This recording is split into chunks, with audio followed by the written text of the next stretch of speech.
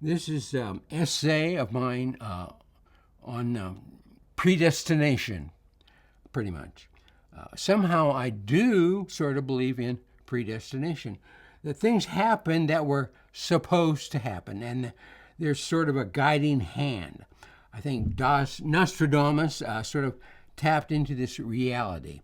God knows about evil forces, the devil, negative forces. He takes them into account. Some bad things happen on a large scale, but the good forces, the God forces, are always there trying to guide us. It's not just one chosen one he's guiding. He's guiding all of us. Jesus couldn't have done what he did except for all sorts of circumstances, disciples he had chosen doing things that furthered his mission.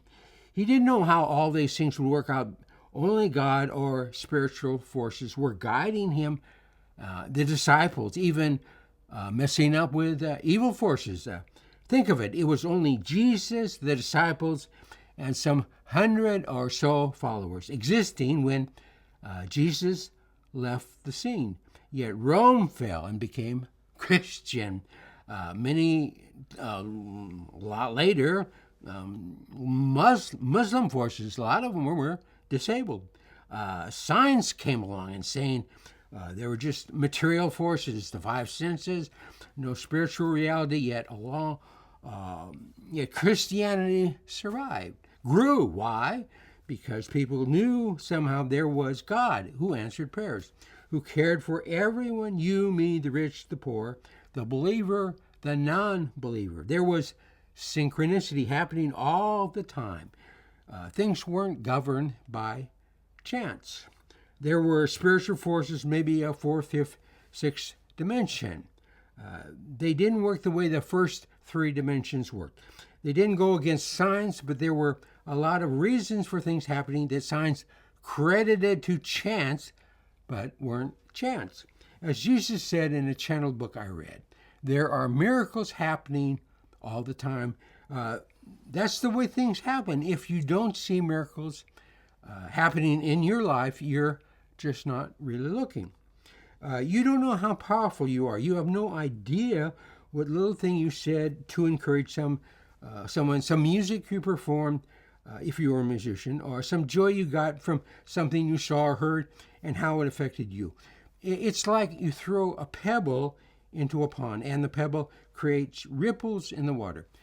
You create ripples in people's lives all the time without having any realization that you're doing it.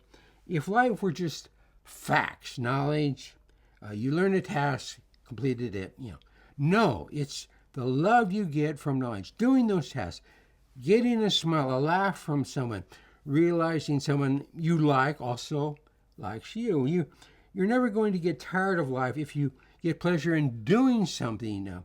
Seeing kids have a good time, get tired after taking a long one, teaching someone a piece of music, and seeing the joy she gets in creating something beautiful. Sure, it's important to build a highway, for example, being a part of some big thing, but you're only one person. You get joy working with competent people and getting home and talking to your wife about what she did that day. Going out and seeing a good movie. You could be living in 60 BC or 3000 AD, but the joy you get doesn't have a lot to do with how advanced or not advanced your society is, but more about how people treat each other. If the people around you are good, caring, not too selfish. Of course, you want to achieve something, for example, being a better musician, or in my case. Of course, if you believe in reincarnation, you could be learning to play a musical instrument on which you had been a virtuoso in a prior life.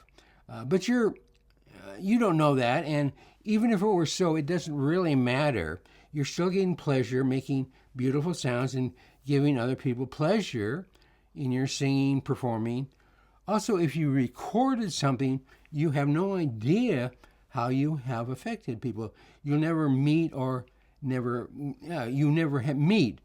Bill Evans taught me so much about playing jazz piano, though I never met him and only heard him live a couple of times. I listened to 2 or 3 records of his playing with his trio over and over again.